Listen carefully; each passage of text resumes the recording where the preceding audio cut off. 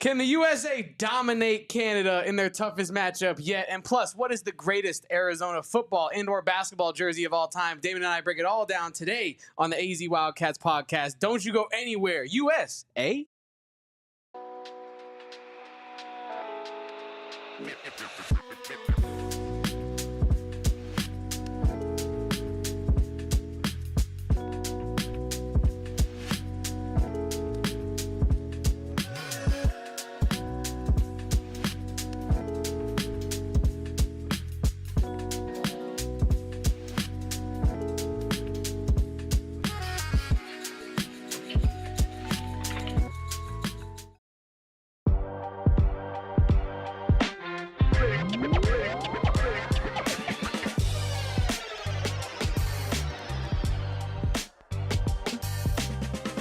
Welcome on in, guys, to the AZ Wildcats podcast. I am your host, Damon Fairall, with my guy, Kevin Thomas. And Kevin, it's a Thursday. It's a day before 4th of July.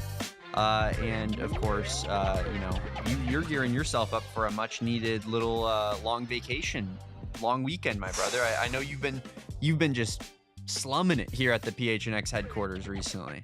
I mean, every day, every night. I haven't gotten sleep. I haven't worked. I haven't been off. It's a little Freudian slip there. I haven't been off in quite some time, as we all know.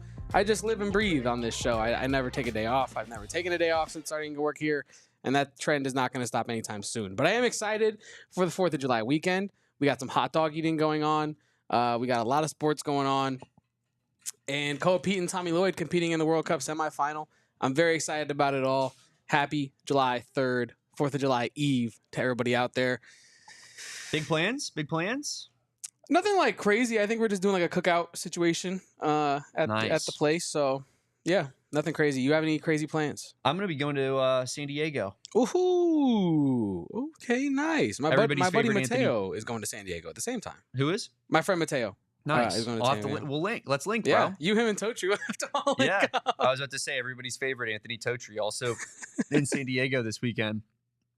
But of course, we didn't come to talk about our 4th of July plans. Hot dog eating contest, nah. Other than our plans to watch Team USA versus Team Canada tomorrow, Kevin, and we previewed it a little bit yesterday. But USA will be taking on Canada in the U19 FIBA World Cup in the quarterfinal round. So toughest competition yet for Team USA. Should be fun to watch them get to play a little bit higher caliber, I'd say, of competition. Even though France and Australia on paper, I think are two of the countries that you have to show a little bit more respect to from a basketball standpoint. I do think that after doing some slight research live on air yesterday, Kevin, that this is going to be the toughest opponent the Americans have so far. I agree with you, and I think when you speak to who's tougher of an opponent between like France and Canada and things like that, I know I'm not trying to put down Switzerland for what they did, but France is a team that just lost to Switzerland. You know what I mean? And I don't know. I think that you're right to say that these are the two teams that kind of USA should be pinpointing as their biggest opponents potentially in their field. But when you look at these two teams, and we do have here's Canadians preview graphic here. They're a very good team. 87.5 points per game, 45.8 rebounds per game, 18 assists per game, shooting about 30% from three and about 49% from the two. So it's a very good team. They've been playing very well. They have a 3-1 record across this competition so far, and they are a very talented squad. Damon and I, mostly Damon, outlined it yesterday as to the type of caliber players that they do have on their team. But this is what Team USA's squad has been able to accomplish in this tournament, and the numbers are crazy different. 116.3 points per game, breaking the competition record for points in a game last game with their 140, I believe, that they put up against Jordan. 46.8 rebounds per game, 29 assists per game, 11 more than Canada's average, shooting 36.3 from three, and that is including last game where they had, putrid shooting numbers from three, and then they shot 85 or something percent from the two.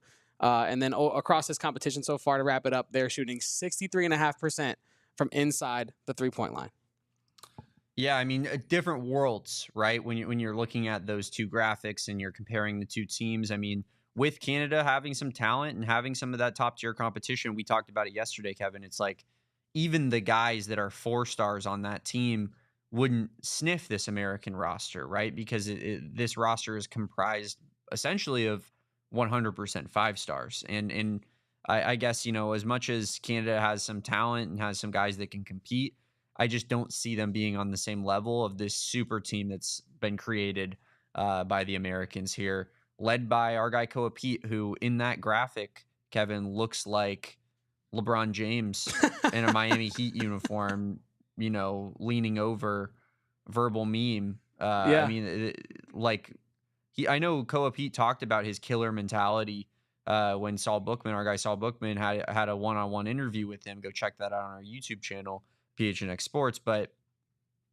in that discussion, he talked about just having that killer mentality and bringing that to Team USA camp and to the World Cup. And I know that picture was from the U17 World Cup, but Koa Peat looks locked in, man. And, I think that he's just, what you've seen so far is just such an encapsulation of who he is as a player, like all the elite traits, the elite athleticism, but also the elite person, kind of taking a back seat at times, playing within a team system, and that being so forefront in his mind as well.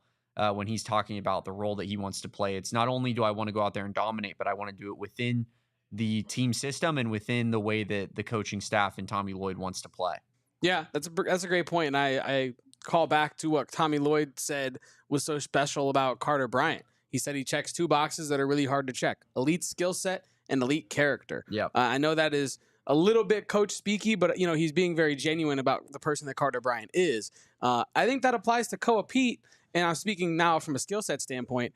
I think it applies to Koa Peat double of what it applied to Carter Bryant as well, because you have 2 guys with great mindsets off the court. We're not here to compare their mindsets off the court, but I will say that you have a guy that matches Carter Bryant's work ethic, matches Carter Bryant's mindset, and has, frankly, more skill than Carter Bryant and more size than Carter Bryant does. yeah. So I heard what Tommy Lloyd said about Carter Bryant, and I feel like it applies to Koa Peat 2 times over, and I'm very excited to see how that transfers into the Big 12, because when you do have a guy that is as selfless as Koa Peat is on this level, on this stage, I think it speaks to how secure he is in his talent and how ready he is for whatever the coach asks him to do. And in this case, it is his college coach, Tommy Lloyd. So I think this Team USA experience overall, I know we're going to talk more about this Canadian matchup with the U.S., but I think that overall, this experience for Tommy Lloyd and Koa Peat, I think, is really setting this Arizona basketball team. I know it's just 2 guys there,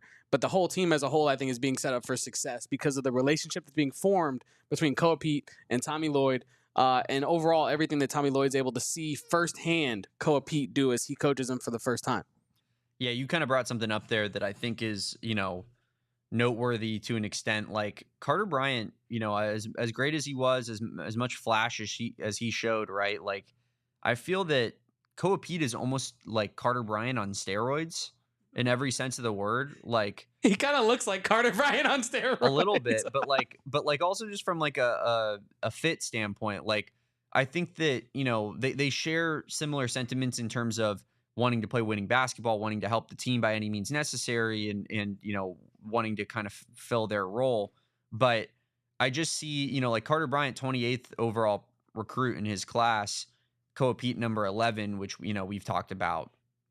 It's like the main topic on this show is Koa Peat belongs in that top 5. But I mean, that's not a huge margin. Like that's 17 spots in the rankings. But I feel like when you're talking about this elite level of prospect, that thin margin becomes so evident. And you'll just be able to see like Koa Peat has all the athletic traits that Carter Bryant does, maybe even to an even further extent from an explosiveness standpoint. But he just definitely has a more well-rounded game than Carter Bryant does, in a more aggressive game in particular than Carter Bryant did at Arizona. So that's where I think that, like maybe you're getting the talent, like a similar blue chipper in terms of talent and in terms of mentality, but you're just going to get that on a heightened level that we didn't see last year. And even though it's such a thin margin, like it's going to be extremely evident for Arizona fans.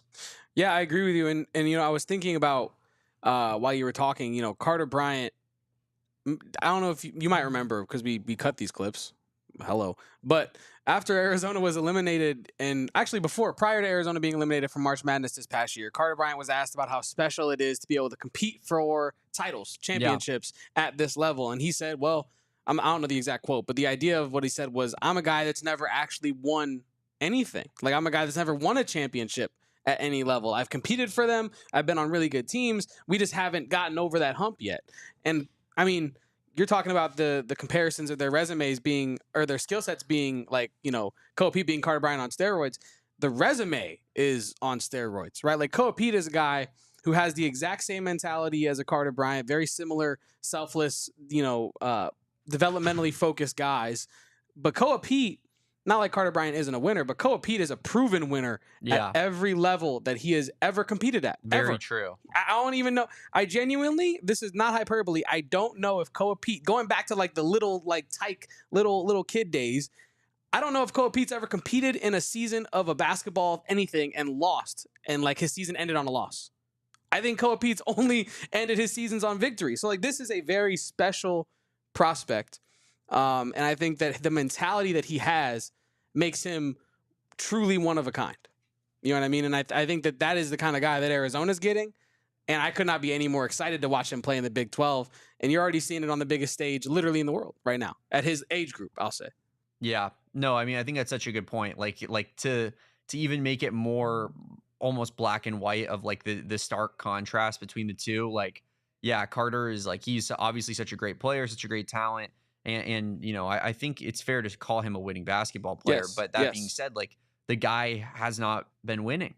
And in part, I would say that's because he's somewhat a little bit passive. And that's what we were talking about with Carter Bryant of like, I think that he doesn't take over in the way that you might expect from a guy that has his ranking, that has his status and his tools. But Koa Peat's not that guy. Like, Koa Peat is going to get the ball and want to dunk it on your head.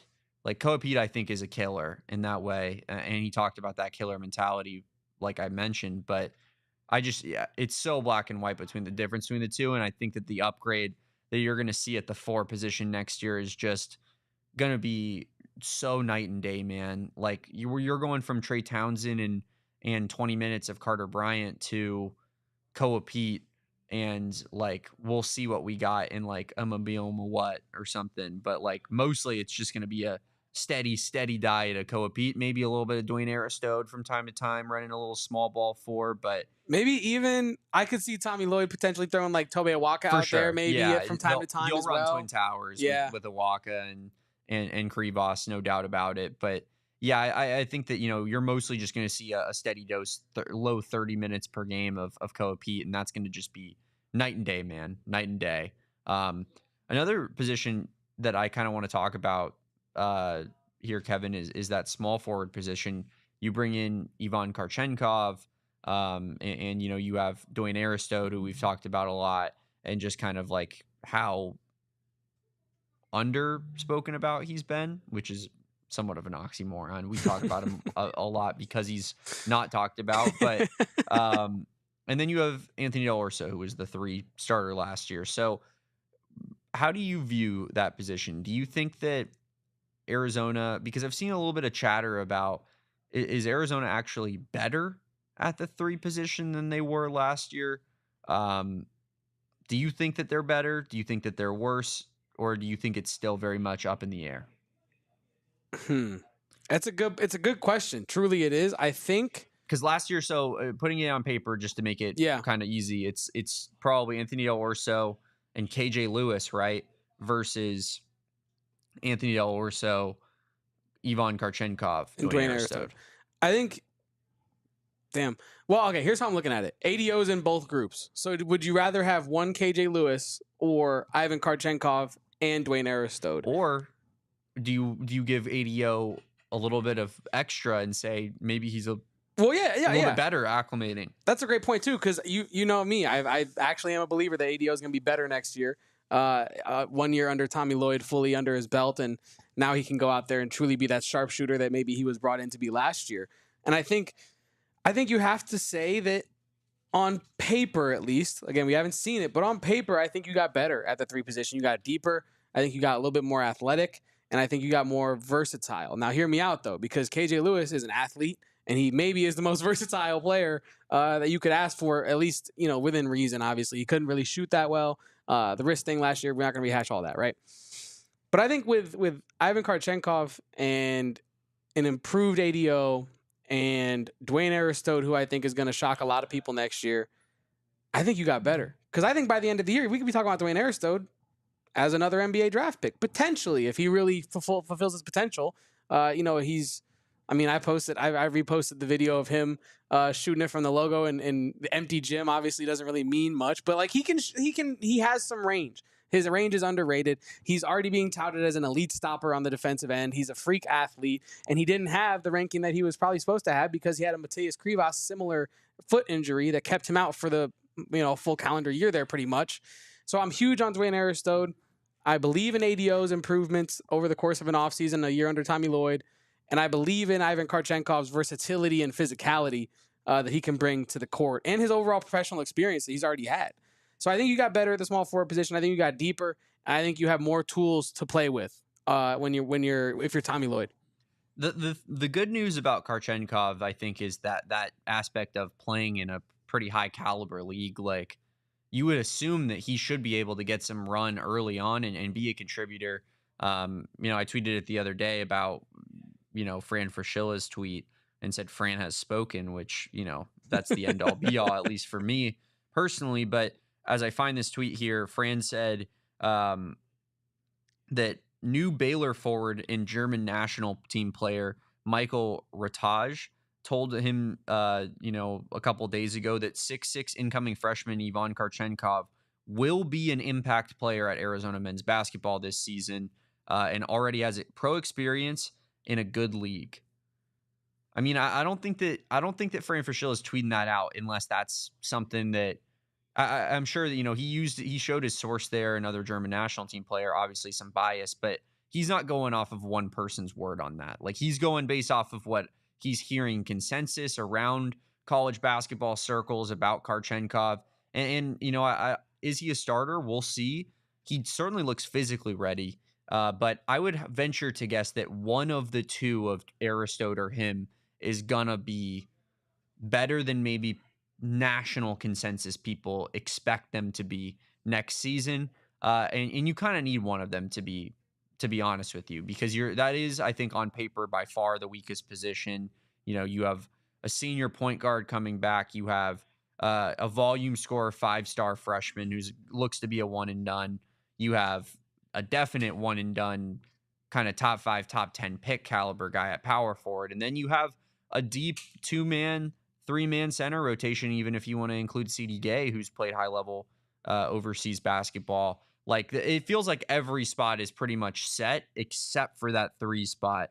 And you really could go. I mean, I know that Saul kind of discounted it when we were talking about it on Tuesday, but like, I wouldn't say that ADO's out of the running to be the starting three as well for Tommy Lloyd, because Tommy clearly likes to, keep some continuity, have experience in there, play kind of a weird early rotation where then that guy doesn't play maybe even a whole lot the rest of the game. It reminds me shades of Eric Spoelstra starting Luke Babbitt back in the day for 5 minutes a game, and then that was the only run he'd get, and was a part of a 30-11 roster because somehow it was just working for a second half of a season, I should say. But it's just, I could see a similar world of where ADO is the starter there. But I definitely think it's the weakest position, and it's definitely the position that needs someone to kind of take hold of that position by the neck, really. I agree with what you had to say. I'll say it like this. I think Anthony Delorso is the least talented 3 they have on this roster. For sure. And I don't think it's very close. No. Right? And there's no disrespect to him. It's more praise for the other 2 guys that Tommy Lloyd has brought in. Anthony Delorso would probably be lucky to ever play for a team the caliber of Bayern Munich, and Ivan Karchenkov is doing it at the age of 19 years old. Yeah. And I think, like, when you look at it, I think we've said this before this summer, right? I think the 3 position for the University of Arizona is Anthony Delorso's to lose, but that does not mean that he cannot lose it before the season even starts. Because if Dwayne Aristode gets in there and he is doing undeniable stuff, if Ivan Karchenkov gets in there and he is doing overseas professional level stuff, you can't, if you're Tommy Lloyd, that'd be malpractice to just start Anthony D'Alorso just because he was on your team last year. You know what I mean? So I agree. I think that it's Anthony D'Alorso's spot to lose, but do not color me shocked if he is not the starting 3 to start Arizona's season next year. But I do think if you're asking Tommy Lloyd to like pencil in a roster today, like a starting lineup today, I wouldn't be shocked to see Anthony D'Alorso in that starting lineup. Oh, I think if it was today, like no doubt he's going ADO. But obviously a lot of work over the summer, a lot of work over the early parts of the fall for these guys to prove that they belong in the starting lineup over a guy like Anthony D'Alorso. But certainly, on the table, in the cards for a couple high level talents like Karchenkov and like Aristode. I think best case scenario is Aristode taking the spot. I mean, frankly, I feel like best case scenario is like too early to say, because I think you can make an argument that like Karchenkov, if he comes in and he is as physical and as well-rounded as he looked when he was playing for Bayern Munich, I mean, that, like, the beautiful thing about the way Arizona's roster is constructed, I'll say this, is that you could say there's a best case scenario either way. You could argue it because the roster is so versatile that you could fit the lineup to either one of the 3 and you can kind of plug and play them and it wouldn't really break the system. You know what I mean? I think like you put Aristode in there, he gives you a different set of benefits, right? But if you put Karchenkov in there, you get probably just as many benefits, but they're slightly altered. And so I feel like best case scenario, I know it's a cop-out, a little bit of fence riding, but I think best case scenario is that one of the 2 is the starter. And then Anthony D'Alorso is coming off the bench, sharp shooting, giving you that spurt ability of scoring off the bench. That'd be my best case scenario. Yeah. I mean, I guess I'm totally with you there. Like I said, the Arizona has themselves in a decent position where they have multiple ways in which that this position can work out for them. But ultimately, I think it'll come down to I don't think that Aristode, as much as Aristode has been talked about as kind of a defensive stopper, I don't think that he's on the KJ Lewis level, especially not sophomore KJ Lewis, in terms of ability to defend and ability to lock up the other team's, maybe best opponent. I also, am sitting here like, I do think that both of those guys could be better offensively than KJ Lewis. And so, it's mixing that hopefully slight downgrade in the defense with Aristode, maybe a little bit more stark with Karchenkov, but with better offense from Aristode and much better offense from Karchenkov, I would assume. I'm just going based off of what I know about the players as prospects. I haven't watched either one of them in full games or anything, but it does feel like Karchenkov is right now maybe a little bit more offensively advanced than he is defensively.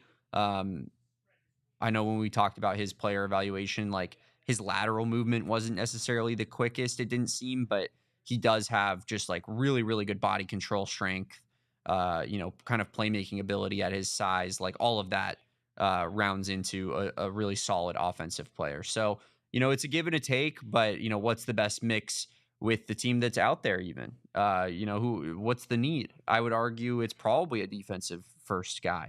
But yeah, something to think about for sure. And this small forward position, in my opinion, is going to be the one with the biggest magnifying glass on it throughout the season, outside of maybe a Mo Krivas, who I think that naturally there's just going to be a magnifying glass because Henry Vesar, really good player out the door. Krivas seemingly chose him over Henry Vesar. So that's just going to come with naturally. Yeah, I agree with that. I think that the biggest magnifying glasses, at least positionally for me, are going to be the front court. I mean, honestly, all the front court positions: center, power forward, small forward. I'm interested in how all those shake out. I guess not as much power forward because it's Koa Peat's position, but I'm more interested in like who backs up Koa Peat. What's the rotation look like there? If Koa Peat's playing like a big 3 or a small ball 5, like what does the rest of it look like?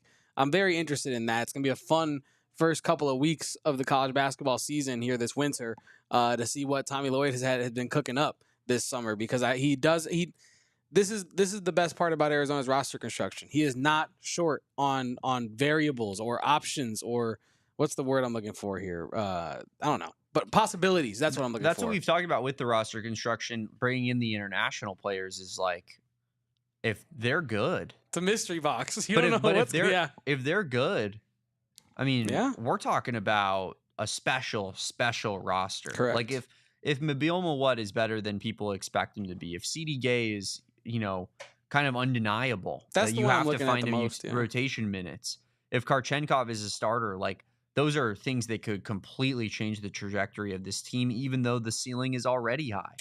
I just think that puts you in such a better spot. But Kevin, we're going to get into all-time Arizona Wildcats uniforms. What are your favorites in Arizona basketball and football history? We'll be going over quite a few uniforms that I pulled together for maybe the folks all at of home. them. Maybe all the ones that I could think of, since color has been a thing in television and pictures. But we'll be doing that and talking a little bit more about this Team USA versus Team Canada match right after the break here on the AZ Wildcats pod. I want to talk to everyone at home about our friends over at VMe. Anyone, Hell anything, yeah. anytime. How many times have you at home, or maybe even Damon, made a bet with someone and they just haven't paid up yet or at all? That is not a problem with VMe. And also, if you ever made a bet long-term with someone, like Damon, for example, if you may want to make a bet like Koa Peat is going to play this amount of years in the NBA. And whenever Koa Peat retires, me and Damon can settle up on VMe. 20. There you go. We can settle up on VMe and have that sorted. So wagers can be for money, or they can just be for fun and for free. You don't have to actually wager any USD or whatever rupees, whatever currency you do want to use. You don't got to do that. It can be for money. It can be for free. Bet on anything: sports, video games, fantasy matchups, golf games, poker nights. Which movie character is going to die first in the screening you're watching? It can be 1v1 or even group challenges. And whether you're looking to cash out or cash in, you might not trust the third party, or a middleman situation there. But with VMe, send a bet and all the money is collected up front. No more I'll pay you later. No more sore losers. Download VMe app today and play using code PHNX, available on the App Store and Google Play. VMe, anyone, anything, anytime.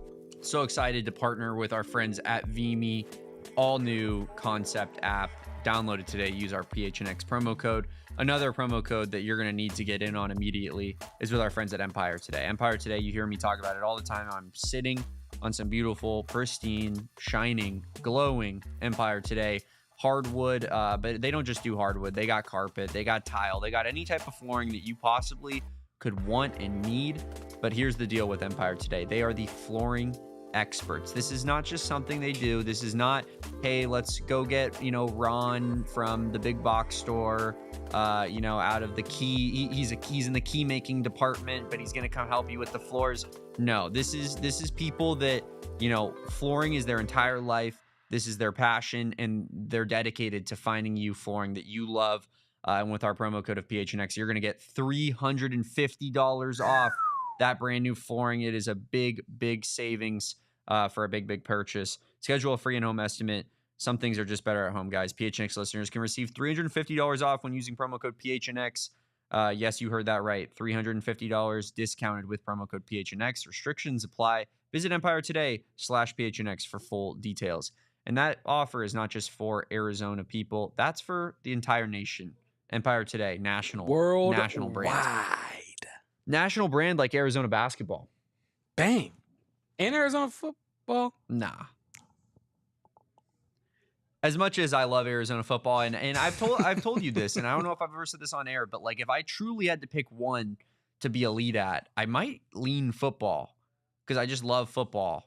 And football's the right answer, but also like I know the trickle down for the rest of the university. Correct. That's why also just like maybe just the idea that I've known what it feels like to be elite in basketball my whole life, and so it's like I'm just chasing that feeling of being elite in football. But one thing that I will say, yes, and Kobe is right, it is an international brand, as evidenced by a guy like Luka Doncic saying that, like, yeah, I'd go to Arizona. Why? Because I heard it's fun there. But bro, Luka would have had the best time. Oh my God. just at the hookah lounge Yeah, on I was about to say, University. he don't even got to go far. He wouldn't even go to class. He would get stuck at the hookah lounge on his way to class. Hookah Everyone Doncic. knows about that hookah lounge on Yeah, University. yeah. He's just sitting out there with the dude who drives the ATV, who wears the cowboy hats and the sleeveless shirt. It's just Luka, that guy, that crazy. You know who I'm talking about, Kevin? Yeah, I do actually. The guy who holds one arm on the ATV and I do. on the four-wheeler, and he looks back with the other one, and he just drives the Tucson streets like that. Goes home, calls Mama Bear for the Uber. He goes home easily. The hookah Doncic U of A experience. It's so just simple. It's Luka. It's that guy, and it's that frat kid that everybody on campus knows who's wearing like. Let me think, like a Bugs Bunny Toon Squad jersey. Well, no, now it's a James 6 For Arizona sure. jersey. Now it's a Bryce James That's jersey. gonna be triple I'm platinum. talking about when Luka was at school, though. Okay, yeah, you know yeah, what I mean? Yeah. Maybe like a Nathan Scott One Tree Hill jersey or something like that. Like I don't even know what that is. some like like movie TV reference jersey for sure. But Kobe would have been there too. Apparently, says he loves a good hookah lounge. Don't we all, Kobe? Don't we all? But yeah, I mean, real quick, just before we get into the Tiermaker thing, I did want to answer the hypothetical that you put out there that if I could pick Arizona to be elite at any one thing, I would selfishly pick basketball, knowing that the correct answer is football. I mean, that's your thing, and also it's our thing. So I don't think that there's necessarily a correct or an incorrect answer. In fact, I think I'm the weird one in this fan base by saying that football, is for me, I guess, a little bit higher valued. I hate to say that because I value both of them almost equally, but it is though. Like if your program by the people that make decisions, the people with money in their pockets, for sure. But also like if your program, if your school's athletic department is elite at football, right? I feel like the money that is there to be had is just so much greater. Look at Alabama. Exactly. They sucked at everything, and now they're good at everything because solely of their football money. Yeah. So I actually disagree with you in the sense that there isn't a right or wrong answer. I do think the right answer is football because everything else that you could want is going to benefit from that. Like my basketball answer is completely selfish but you think men's basketball is not going to be the first program to get a little bit of a pick-me-up if Arizona football goes and wins some sort of national championship or something. You know what I mean? So, like, I think the correct answer is football because the rest will come down the road. I will say, though, that and happy 4th to you as well, Jervis, but I will say that one of the things that I might push back on, and one thing that I think is really unique about the University of Arizona is that, I think that most schools, you need football to be good because you need fans to show up. While definitely there's somewhat of a fair weather aspect to Arizona fans, I do think that in general, it's not quite ASU land where it's like, you better be good or else it's going to be a ghost town in Tempe. It's like, there's still some passion even when the football team stinks. And, but what I will say is that in terms of fan bases of some of the sports that are just under football, like we're a basketball program that actually makes money, which is huge. A lot of basketball programs lose money. Our women's basketball program does their best in terms of bringing in money because their attendance is so high. Our baseball program attendance, I believe, is the best of pretty much any team west of the Mississippi. And I'm not even. No, I just love that. I know it's your favorite thing. West here to Mississippi, it's the best that you ever get. No, every school west of the SEC territory.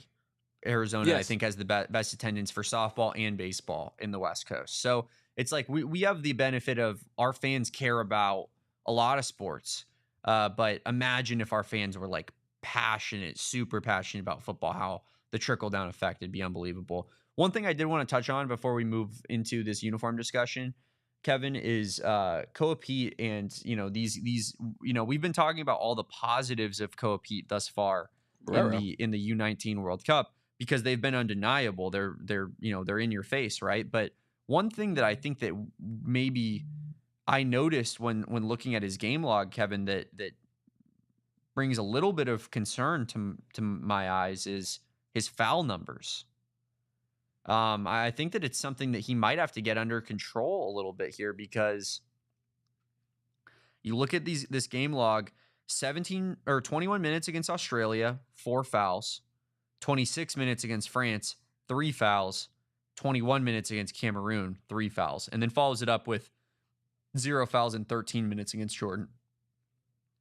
But, I don't take that much into that game because I think athletically, probably doesn't even have to jump to contest against a lot of these Jordan players. But before that, Kevin, I mean, you got 10 fouls in 3 games. You're averaging 3.5 fouls a game. Any concern? I mean, you're not playing exactly the greatest of competition in the world, and you're still fouling at a pretty high rate, like not playing a ton of minutes. Any concern in your eyes regarding the foul trouble here for Koa Peat? Not zero, but not really high. I think I would like to think that it's not going to be a problem for him once he gets into Arizona uniform, and you're really at risk to lose games. You know what I mean? I think that when you're watching some of these games in the World Cup, the defense can be intense for most of the possession, and then if there's an open shot, it can really loosen up, and guys can kind of get noodle armed, and whack somebody. I would like to think that Koa Peat's going to tighten that up once he gets in games that he actually has a chance to lose in, where that would actually negatively affect his team. Yeah,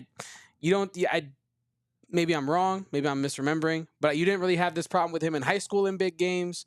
There's a little different though. I mean, no, like exactly. the level of competition in Arizona public high schools, like I'm not expecting Koa Peat to foul out, Well, especially with his reputation, and I'm sure he's getting the best whistle out there on the court, rightfully so. Correct, but I guess my bigger point was like that's still him versus lesser competition. So he's still playing maybe a little bit looser in a situation where you probably can't really be beaten unless you're having an awful game. You know what I mean? And I think that might lead him to play a little loose, maybe reach a little more than he would, maybe try to get the steal number up, maybe try to have that steal highlight dunk on the other end. Maybe you shouldn't have been reaching there. I like to think that he's going to tighten that up for Big 12 play. My level of concern, if I had to go 1 to 5, I would say it's currently like 1. So it's not 0, but it's barely there. I am so confident in this guy. I think he's can't miss. I think he's the best player on the roster the moment he steps on campus, which he already has. But I guess that's the one thing I think that could hold him back is his, him taking himself off the court, right? Yeah. It's not that I'm saying like the panic button is out. Like he's Norchad O'Meara and he can't stay in any game without fouling and being in foul trouble. But seeing that those foul numbers against, especially like a Cameroon, don't love to see that necessarily. No, yeah. Especially in the limited minutes that he's playing. But yeah, I think that's going to be what I'm going to be monitoring regarding Koa Peat. Like, can he stay out of foul trouble? Because I don't see any world where he's not like an unstoppable force at the college level without that being something that he struggles with. Like, I think he'll be a good defender because I think athletically he's too much there for him to not be. But I could see a world where he's a little bit too aggressive defensively for sure. Yeah, and that's a good point. And I don't know which side of the fence I fall on with this, but I just thought about it. I think it's a good idea to bring it up. International refereeing is also different than the whistle domestically. So maybe there's some sort of adjustment that he's having, even though he's incredibly experienced in the FIBA competition, so that really shouldn't be a problem. But I did feel like that was something maybe contextually to bring up here as well. I feel like they're a little tighter with the whistle, though. I thought so, too. I was thinking about that in my head. I was like, well, I think they play more physical overseas. You're allowed to really bump and do some stuff that you wouldn't be able to do domestically. They're not giving you the Embiid fouls, the scumbag fouls, if you will. Correct. Man, that guy's the worst. But, I don't really have a good explanation for Koa Peat's foul trouble in the FIBA U19 World Cup. I hope that he cleans it up. I have faith that he will clean it up. And he hasn't really given us any inclination that he can't course correct if it does become a problem early on. Well, we talked about the Carter Bryant comparison. And in our analysis of Carter Bryant for draft coverage, like we mentioned, like he has an extremely high foul rate. He fouls way too much for the amount of minutes that he was playing. And, that's something that like you could see similarly with Koa Peat of like all the tools to be great defensively, highlight plays defensively, loud defensive highlights. But like, is maybe he just a little bit too over aggressive? Is he, not reserved enough or not, just, letting the offensive player come to him enough? He's more, initiating the contact and whatnot. I think that's where he could get in some trouble. So yeah, that's where I'm going to be monitoring, I think, with Koa Peat moving forward, because that's really the only, the shooting, of course, like we talk about, if he can expand that game, you called him a 2.5 level scorer yesterday. If he can become a 3 level scorer and hit an open three, that opens up so much. But more so, I guess I'm concerned about, like, can he just play defense within the system and just kind of hold back from getting into that foul trouble. But Tony Clifton says, you mean Koa didn't go to ASU? I thought Ruby was saying all year. I mean, it's a good point. He said he'd be an ASU great. Eric Ruby's new thing is Koa Peat, when it's all said and done in his NBA career, his 20-year NBA career that I already said right now is over. He is going to come back to the Valley and either be the head coach or assistant coach of Arizona State, and he will take the last victory lap on Koa Peat being a Sun Devil great. Yes. Eric said that. Yes, because he's going to come home, coach for his hometown, try to big up hoops in his hometown, and that's he's saying that it's not fully over on the Koa Peat train side of things. I mean, look, keeping it real, Eric is on that Suns beat and the ASU beat, and he's and specifically with the Suns beat, he's going through it recently. You know what I mean? You had the Suns on top, but yeah, they haven't played a game yet. So they said that last year, undefeated, and the year before that, and the year before that. So let's pump the brakes on all that. I'm just saying bro is not familiar with Brian Gregory ball. You think I don't know Brian Gregory ball? Anyway, apparently not. Point being, Eric is not in the right state of mind to be making these kind of declarations and decisions. And I think as his formal lawyer team here right now, I'm taking that on. He'll pay me later. I don't think he was in the right state of mind. I don't think we can hold that against him, even though we're going to hold that against him for sure. ASU fans and represented by Anthony Totri and Eric Ruby are elite at the mental gymnastics. And I that was a spin that I didn't see coming, but I honestly respect the hell out of. So you can't lose until Koa Peat is apparently, I mean, I don't want to put this out there, but until he's not involved with basketball ever again in his until life. He's like retired from the game completely. Yeah. And like, you know what I mean? Like on a porch in like Paradise Valley, like drinking a cup of coffee. He won't even turn on the NBA because he doesn't care anymore. Koa Peat's like on a balcony in Paris, France, having a cup of tea and it's like smoking a cigarette at like the age of 60. You know what I mean? Just enjoying his life with all of his national championship rings because he stayed 4 years at Arizona and won 4 just for the love of the game. That's our infinity gauntlet. Yeah, the other hand with his 4 NBA championships he got. Yeah, I mean, Koa Peat's career. I mean, come on. What are we talking about here? But should we rank some jerseys, Damon, after our next break? Kevin. We should. Let's get into this next break here, and then we're going to rank the greatest jerseys in Arizona basketball and football history since color television has been invented. We'll do all that and more on the AZ Wildcats podcast. Don't go anywhere. You see the swag on Damon's head right now. You see the vision that we're trying to walk with you on. Branded bills is the best way to elevate your brand. And if you want to look good, if you want to feel good, look good, play good, feel good, all the goods, Branded Bills is the best way to have it. And speaking of their goods, if you need truckers, fitteds, snapbacks, tees, you want a beanie in the summer? I'm not going to knock your hustle, but they got those too. And they have them for your brand. If you want to customize them, they got them for us. You got the Phoenix on Damon's forehead right now. They got Arizona stuff, exclusive stuff in the Arizona campus store. So pop down to Tucson, get you a nice little Wilbur Territorial Cup hat, and show some love with our friends over at Branded Bills. But if you do want to shop online, we have a little promo code for you, BBPHNX, for 15% off your first order of the best headwear you can possibly possess on this here planet Earth. Let me tell you. And a very, very special Arizona Wildcats collection that you guys need to check out if you haven't done so already. Go to the bookstore, check out the campus collection, or do it on their website and use our promo code when you do so.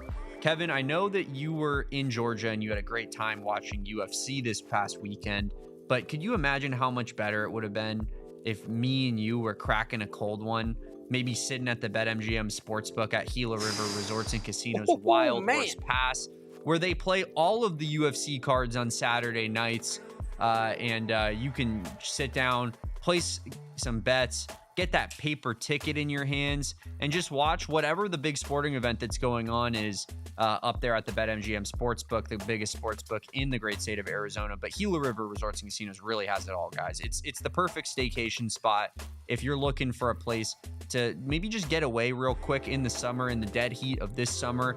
I know that it's not always easy to make it through the summer here in Arizona, and that's where Gila River Resorts and Casinos comes in. You don't have to, pre-plan a big giant thing. You can just go on a whim. You can leave the kids at home, maybe drop them off at the grandparents' house, and go to Gila River Resorts and Casinos, take advantage of all they have to offer, whether it's the live table games, the concert venue where you can see shows and concerts, the pool area with the cabana. I know my guy Derek Montilla, he's a big fan of that. It doesn't matter. Gila River Resorts and Casinos really has it all. Visit play@Gila.com for more details. You do you at Gila River Resorts and Casinos. One more thing real quick about Gila River while we're on the topic. Like, you know how they got all these Kindles now? And you know how they got like all these, every movie just goes straight to streaming and you can pretty much buy it, rent it right there. Yeah. And it takes all the enjoyment out of, like I was telling my girlfriend about this, about video games. Like just downloading video games is not the same as waiting outside of a GameStop and like actually getting your physical copy. There's nothing better. You can do your little sports betting online, but there's physically nothing better than having the slip in your hand and like watching the game and being like, oh, I need this. And then going and cashing it. Oh, I need that. And then it hits. And yeah, you walk up to the thing and you're like, look at my genius. Here you go. Cash me. me. You know what I mean? I want cold, hard cash. Straight buddy. cash, homie. So yeah, please go to Gila River. Bring that old feeling back to your life with Gila River, because you can do whatever you want over there. Yeah. Please leave a like on this video if you guys are here hanging out with us on a Thursday, on a pre-4th of July Thursday. We appreciate all of you guys. Subscribe to the channel, like this video, become a diehard. We got a diehard sale going on right now, $36 only. You get a free t-shirt with that. It's a $35 value. For $1 extra, you get access to all of our great work that we have on our website, including our Discord behind a paywall, the greatest place to hang out and talk Arizona sports and just truly be a diehard. But Kevin, I think it's time that we pop into our uniform Tiermaker. And guys, I got 1 million uniforms for us today. I put together a lot. I just downloaded a bunch of images and uploaded them all at the same time, and then I realized afterwards, whoa, that's a lot of uniforms on here. But Kevin, let's not waste any more time. Let's just get straight into it, because we got a lot to get into. Let's get into it, Damon. Let's start off with that first one there. It is just the base navy blue uniform, no Fafita running on it. I'm going to go C. And not because I think it's a bad uniform overall, but solely because I think that when you're looking at what they're going up against, we're having to go based off of what, is in front of us, right? And I just think it's kind of average based off of what we're looking at. I don't want to say it's bad. I don't want to say it's particularly good either.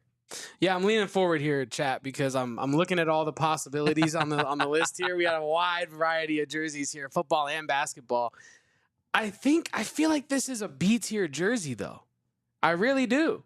I think it's an extremely, like, I'll spoiler alert for the next one as well. I think these two sets of jerseys, like the sets of jerseys that Arizona rolled out recently, are just very clean. Well, I like that. See, I was going to say the white for me goes higher. I think the white, like I'm not saying that I think that obviously they're the same jersey, so it's like you can't say that they're too different, but for some reason I just like the way that the stripes on the white pops a little bit more. If you want to put it in B, I'm fine putting it in B, but I want to put the white one tier higher than it. Let's just compromise, and we'll put the navy in C. Cool. And we'll put the white in B. Cool. I think it's fair too, because we're not going to have a whole lot of C's and D's probably. Let's keep it real. Me and Kevin are homers. Let's be honest. Yeah, let's keep it real. None of these are ugly. You know what I'm saying? But this next uniform is the current navy blue basketball uniform. And I kind of feel similarly with the current navy blue football uniform, if I'm being honest. We got a lot cooler basketball uniforms than this one. I might even D. Whoa! All right, hold on. Let me. It might be the worst uniform that we have currently with our basketball team. Again, I don't want to say it's like a bad uniform. I just don't think that it's quite up to snuff with the rest of them. Yeah, oh man. Also, JR in the chat says the white football is an A. What do we think about that? I can hear the argument. Let's do it. Let's put it in A, because it is just so clean. And let's put the other one in D. I want that in D. That one. Yep. Okay. Let's do it. I don't like that jersey. Let's get wild. Yeah. I don't think that jersey is very far. I think it's just pretty unimaginative, very simple. Pretty much the same vibes as the football uniform that we just had out there, but a little bit less of an execution because you don't have. I think the white stripe on the shoulder pop in the same way that it does on the football uniform. Moving on, I think Reds. we all recognize that face. Kylan Boswell down there sporting the number 4 for Arizona in the Reds. Okay, wait. Can I be honest with you, Damon? Yeah. I think we should put the Navy basketball back in the C, and I think this should be our first D tier jersey. Wow. I don't like this, these jerseys. I like the red one better than I like the navy blue one. I don't like the font. Like, I don't think it. The font is very women's basketball. It's Arizona women's basketball, in my opinion. It is. But I don't think that's why it's bad. But I just don't think it fits necessarily. It is our current red. I know that. I honestly like it better than the navy. Is that crazy? So then how do we compromise? Should we go C? Sure. Okay. Sure. We'll put it in C. Well, chat. Let us know how you feel about those reds. We're open to criticism there. But JR agrees with me that the blue basketball one goes in the D category. Yeah. Moving on to this next one, Kevin. And like I said, I think some of this we'll move on to we'll amend it as we go. Because sometimes you don't always see everything that you want to see. These are fluid. This is the current white. I'm thinking C for this one as well. I like these. I think these are B. I think these should be our first B. I think it's a well-executed, clean look of a somewhat classic jersey in that way. I think this is a B jersey. Let's do it. Let's put it in B. Because I think that what makes it a B over a C is I don't know how I would make that jersey necessarily better with like the design, the direction that they went in. I think there's some critiques you could make for like the Navy football uniform, like you said, with the stripes. Maybe finding a way to make those pop out, stand out a little bit more. There's also no side stripes in the football uniform, so it's just kind of basic. But I think with the basketball uniform, the white one, I think that's a B jersey. Cool. All right, moving on. We're in the Nick Foles, Gronk, early Kadeem Carey, Mike Stoops era of football uniforms. We've got 3 in a row here to talk about. Kevin, out of this group, how do you feel about them? Kind of an early 2000s classic Nike style. I'll tell you what I love about these uniforms. The font on the numbers. Yeah. The font on the numbers is so Arizona. It's kind of iconic, I think, to our athletic department. It reminds me of a simpler time. Let me think, man. Edgar Ortiz in the chat says these are special for some reason. And I think that this is kind of the idea that you're echoing here. I think these are all A's and B's for me. Wow. They just had aura, man. They just had aura. And so I don't know. I kind of want to put the Navy. I think the Navy's the best one. Is that a crazy take? I don't think that's a crazy the way take. the red stripes on the Navy kind of mix with it. Let's go Navy A. Let's go red B, and let's go white B. Unless you disagree. Oh man. I do disagree. I think because these are, I feel like the current, I know there's a nostalgia thing attached here, but I think the current Navies are better than these Navies. So I feel like I don't know. I don't. I could go at highest. I could see the Navy being the best. I could accept it being an A because, like someone in the chat said, G-Rod said, I like it just because of Gronk. He made everything better. And like when I looked at it, I'm like, you think of Gronk. And so I could see it being, I could put it in the A. The whites, I don't really like the white jerseys there. I was talking about the fanny pack stripe on the back of that navy blue Gronk jersey, because those lines, they came back around and then you had like an Arizona spelt out on the fanny pack. I don't know, man. Kind of early 2000s, kind of giving me, it's just taking it. I know it is very nostalgia based. Here's what we'll do. But God damn it, is it not just, Here's how we'll solve this. Getting emotional. I'll give you what you want with the Navy. You can pick wherever you want the Navy to go.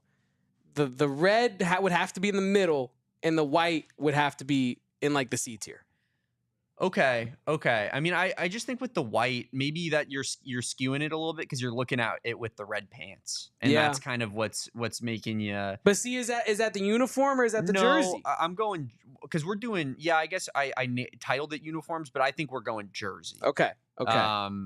So we'll put this in what, A? Yeah. Or you know what? Put it in B. And then B. we'll put the other two in C. C. Okay, I like that. I can get behind that. Now this next one, Kevin, is extremely interesting. This is an all-timer.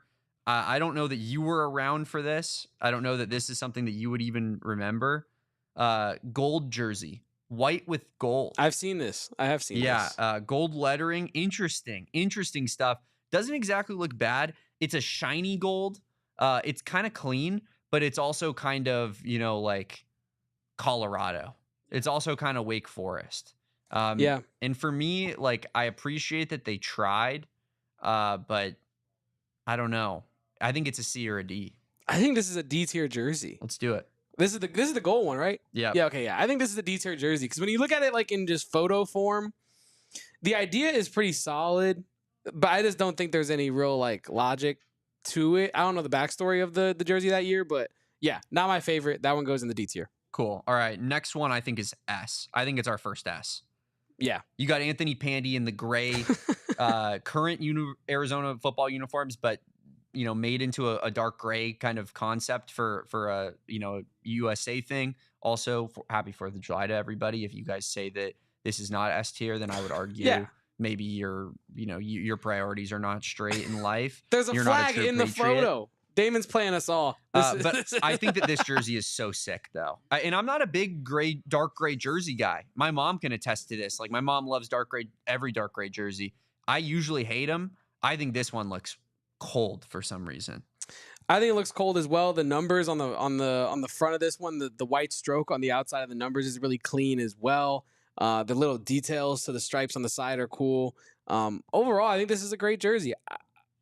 I don't know how to define S tier, but I think part of the definition of S tier is like, what would you have done better? And I don't know necessarily what I would have done better with this jersey. So I agree with you. I wish we wore these more, honestly, because it's our current uniform. So it's like you could just wear these. I feel like it doesn't even have to be a military appreciation thing, or it could be. Another gray jersey here is next up, Kevin. Have you seen these ones before? These ones are kind of interesting. They did like a special like basketball program Nike uniform kind of era. And these were given to us right after our 2014-2015 seasons in 2016, where we didn't have the greatest team, but we were just off the back of being a great team. These are pretty interesting. Have you seen them? I have seen these, and I don't know where I would rank them. I kind of like them. I know it's a big swing. Again, I don't like gray uniforms all that much, like dark gray, but I think that these are kind of cool with the gray and the red and get rid of pretty much all the other colors. While I ponder this, I do want to ask you Edgar's question from the chat. And Edgar wants to know, what about the gray baseball jerseys, Dame? The current ones, the current gray baseball jerseys? I would assume yes. Some of the sickest jerseys in the business. I mean, I think our baseball uniforms are the best in the country. And yeah, I'm biased, but I think our baseball uniforms are unreal. All of our baseball uniforms would have been S tier if I put them on this list. No, yeah, Arizona baseball jerseys go incredibly hard. And there's no other way around that. I feel like this is the basketball, the gray and red. C tier? Hot take? Cold take? Sure. C tier? We can go C tier. It's a big swing, and I don't know if they hit a home run with that one. But I like it because I think that it's got Zona on it. I don't know. Maybe it's a nostalgia thing as well, but I kind of like what they were going with, but I'm fine with you putting it there. Now we got the kind of the Khalil Tate era uniforms. Yes. Not the biggest fan of these. I like these, actually. Really? I do like these. They're not going to be super high on my list, but I do think these are like a B tier jersey. I really do. I do. Man, maybe this is the Gronk effect, because I think Khalil Tate made these jerseys look great. I think Khalil Tate flexing in the way that he is. He's like the only one, though. Correct. Actually, good point. But I do look think at Grant Gunnell a little bit further, number 17, wearing that navy blue one. Does that look great? No, but it's also a different color orientation. I think this is a B jersey. I could accept C. All right, let's put it in B. Our first red B tier jersey. I like that. I think the white goes C. Where's that? Oh, this one? Yeah. The white, we'll go C. Mm-hmm. And then I think the navy goes C as well. Okay. Where this one here? Yep. Okay, bet. Yeah. We'll just rip all that era out in one go. Now we have the current reds with T-Mac as the picture. These are good. A. You think A? Yeah. I agree with you, actually. I agree with you. Quick and simple with A. And you see here, I'm and apologies to the Navy jerseys as they're holding down the C category, but the 3 jerseys at the top here right now are the 3 current football uniforms in 3 different colorways. It's actually a great point. I just think maybe the Navy is just a little boring, because it's our base uniform and whatnot. Yeah. But the other 3 are maybe a little bit. I know the white is too, but the white pops so hard. Yeah, the white is extremely clean. Now this next one is a military appreciation uniform. I wasn't exactly sure what they were trying to do with this one. I'll be honest. I don't know if you remember this one, Kevin. Do. You were in school when it Gunnar Maldonado on there, right? Yeah. There's digital camo on the numbers on that number 9. The shoulder looks like. And I will say real quick, why don't we head on over into overtime when we finish out these rankings here, Kevin, on the AZ Wildcats podcast, because it is indeed time for that. So thanks for rocking with us on our streaming partners.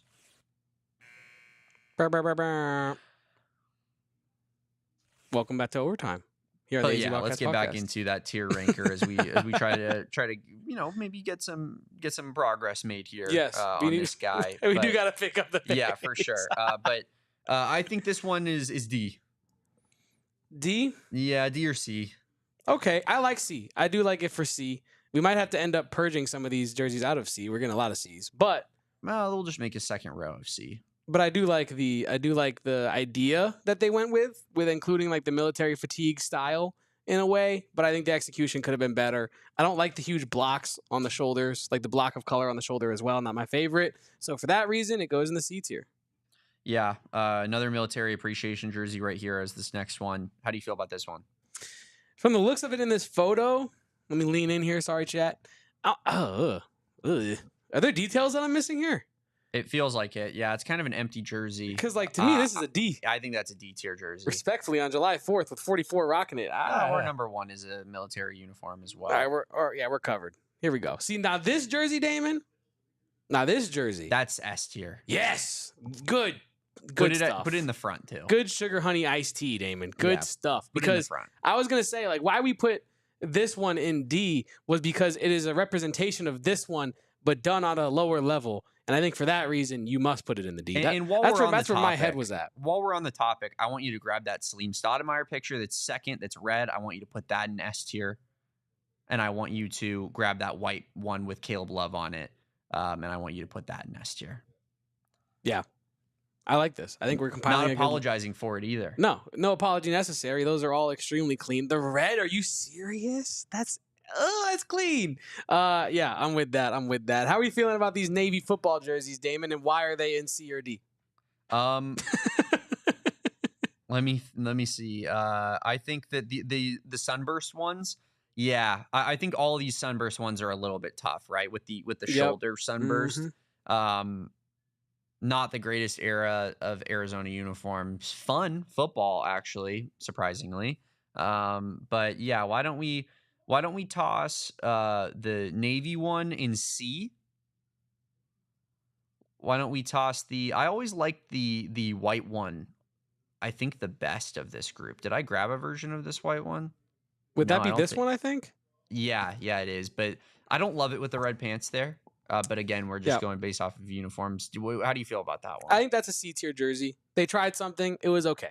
Okay. Let's do it. C tier there.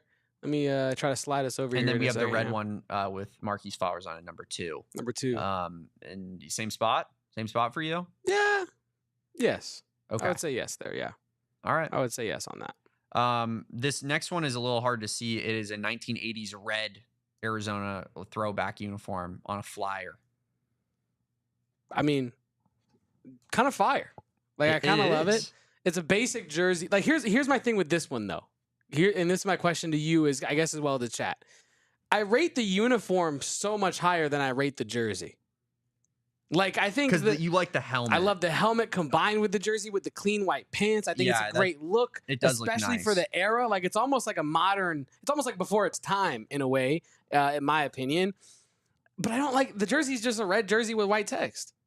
Am I wrong? Am I missing it? I don't know. But that's very classic 1980s. It is. You're not getting much else outside that. Let's go B. I like B. Okay. I'm with you. Because I can get down with the uniform at such a high level. So I'm with you on that. And let's knock out these next two, these Arizona football uniforms, the white and the navy here, that are 68 and 70. Will be Ted Bruschi and John Fina. I mean, very similar to our uniforms that we have right now. I mean, kind of inspired off of them. So I don't want to put them too far away from where we have the base, these current base uniforms. I think these are really good. I love these. Yeah, I think that they're A tier minimum. Yes. I kind of think that Navy one might be S tier. Okay, I was gonna go. Well, yeah, honestly, yeah. No, yeah, I'm with you. Put that in the S tier. Put this in the A tier, and I think we're cooking with gas. You know what I mean?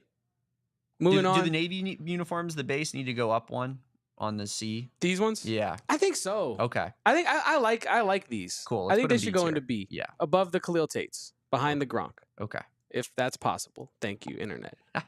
Okay. Now the gold red jerseys. Can we just put these in D now, or do we have to discuss it? Damn, really? I hate these. I like these better than the white ones. I just didn't like either of them, but I think the white and gold looks better than red and gold. I don't know. Let's put it in D. It's almost like a Spanish national team jersey. You know what I mean? And for those of you that remember, I tried to grab the pink jerseys that they touted and that they were gonna go with, and I don't know that they ever wore them in a game, so I couldn't find a picture of them anywhere. But now you have the Sunburst basketball jerseys here with this next group. We got Chase Jeter on this picture. How do you feel about these ones, Kevin? Okay, don't love them, but I really like them, and I think that this is nostalgic for me. Because when I was entering Arizona fandom, this was the jerseys that were kind of circulating around. So I feel like... I like these red ones. I will say, I like these red ones more than I like other versions of this jersey. I agree. Like the white one with the gray that Lori's rocking. Yeah. Not my favorite. So why don't we go red B? Do you want to put that white one in C or D? Oof. Okay, here's my thing with the white version of this.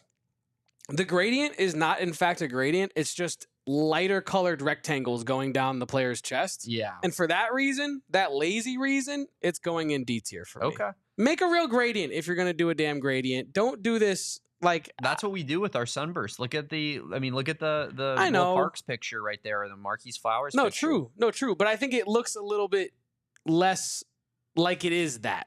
On those different colorways. I think when you do like the white and gray, like specifically the one that Lori's rocking right here, I just think it looks too like unfinished in my opinion. All right. And then you have Stanley Johnson wearing this white uniform. I think pretty average. I think it's a C for me. I like it. It's fine. I don't love it. It's fine. I think what about Nico Mannion rocking the Sunburst Navy version? We kind of liked the white version, or we kind of liked the red version. Did not like the white version. The blue version, split the middle. Yeah, honestly, yeah. Split the middle with C. Our first official second row C. Yep. There it is. Then I think these USS Arizona ones go in D. Sadly. Damn. Digital camo. Yeah. Unfortunate, but very cool still. I like that they try these concepts. I'm not going to sit Exactly. here and tell you that like I never want something like this again. It's not like it hurt my eyes. I just think when you're comparing it, you have to be real and honest. Then you have these USS Arizona jerseys for football. I actually liked these. I do too. And I'll tell you why. They had like special pants, special jersey, special helmet that all signified different things, kind of similar to how like Army Navy games happen in their uniforms they choose for every year. The helmet is sick with the block red A. So cool. So dope. With nothing around it. I think it looks kind of clean with the white, gray, red mismatch, even though none of those are, necessarily like going into each other. I think this is B. Yeah. Well, let's put him in B. All right. Were you thinking C or what were you thinking? Yeah, I was thinking B or A actually. Okay. But I like B. Bet, yeah.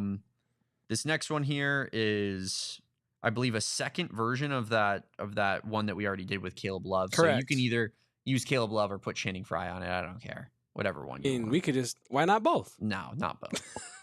So you think that?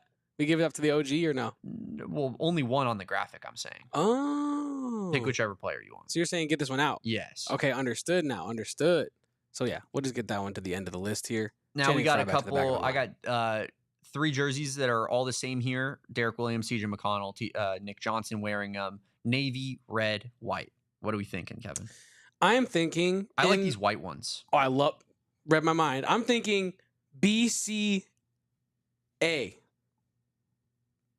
Okay. That's Let's what I'm do it. thinking. Yeah, I like it. I like it. I think I almost was ready to die on the hill of the white ones being an S tier, but I think that they're an A tier. Okay. And then we'll round out this list here with Sean Elliott and Steve Kerr wearing the kind of classic early Lute Olson era jerseys. I mean, how could you not love these? I mean, that Navy one is S tier. No? S tier. I'm with it. And I think the white one is A. Love that. Yes, I totally agree with you. And this is our complete tier ranking, whatever you want to call it, list of all the Arizona jerseys since the color was thrown into television, as Damon said. Any jerseys that we're missing here, folks, when you look at this list, anything that you're seeing you're like, how'd you guys forget that one? Because during our hate tier ranking, I forgot Illinois, and I'm the biggest scumbag on earth for it. So, don't take anything this guy ever says seriously again, because he forgot about our heated rivalry with Illinois, who also, by the way, Illinois might have gotten put in the forcing it category because their fans are for sure forcing it. Although I will say that they did beat us in a very pivotal game back in the day. So that one I'm sure haunts Arizona fans for sure. But I think this is a pretty good list. I think it's pretty comprehensive. I'm a fan of it. I'm a fan of what we've chosen, Kevin. I think I'm a huge fan of this. I mean, we made the list, so I love this list. I think it's the perfect list. I would defy all of you to make a better one. You know a lot what I of mean? white uniforms in our A tier I'm looking at right now. But I think when Arizona does white uniforms, they keep it clean. They keep it simple. And then unless they do something silly, like the sunburst one that we have in the D category, or a couple of failed experiments in that D category, when Arizona chooses to do a white jersey, in general, it is clean and they do it right and they don't mess around. You know what I mean? Shane popping out with his He 12 man shirt that he got from our friends at DMVR Buffs. He 12. That's me and an Owen Evans special from back in the day. But yeah, fun list, fun job. Very fun list, very fun job, and I'm glad that we get to show up here every day and just talk about pieces of cloth with different colors. What's on your it. favorite Arizona uniform, man? Oh, dude, this is my favorite. You like that one? Oh, that's so cool. Leave a like, guys. Anytime things are tough around here and you're feeling like maybe a little bit overworked, you got to maybe just sit down, reflect, and think about, hey, what work are you even doing? Remember when you talked about for 30 minutes on a podcast your favorite uniforms in Arizona history and ranked them? Yep. Those are good times. Things could be worse. Appreciate everybody for being here today, popping out with us on a Thursday. July 4th Eve. Yes, July 4th Eve. Hope everybody has a great July 4th weekend. Enjoy it. If you get a long weekend, please rest up. I know Kevin needs a lot of rest right now, so don't I know it, brother? That's what he's going to be doing all weekend is kicking his feet up and really just getting to breathe for a second. A little mini vacation wouldn't hurt. Yes, saying. Of course. But we'll be back on a Monday. Kevin will actually be back on a Monday because I'm not going to be here on Monday. What? But we're going to be traveling out to Big 12 Media Day on that Monday night, and we're going to be providing you with all of the best coverage. Arizona Wildcats, what's going on, the happenings out at Big 12 Media Day in Texas, Texas to Tucson, but actually the other way around this time. Yeah, other way around this time. But we'll be back. We'll be coming backwards. So technically, anyway. But you're right. Texas to Tucson to Texas. Well, the relationship is as old as time. It's as old as time, and it's a love story. And we came up with it all by ourselves. No help at all.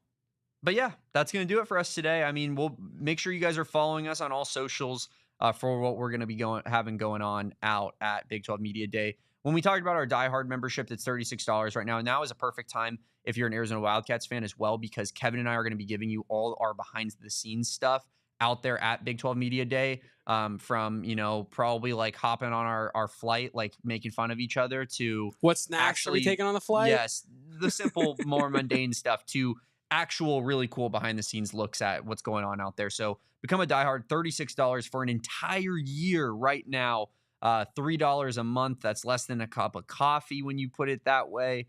And you also get a t-shirt out of it. So it is just a way too good of a deal to pass up on.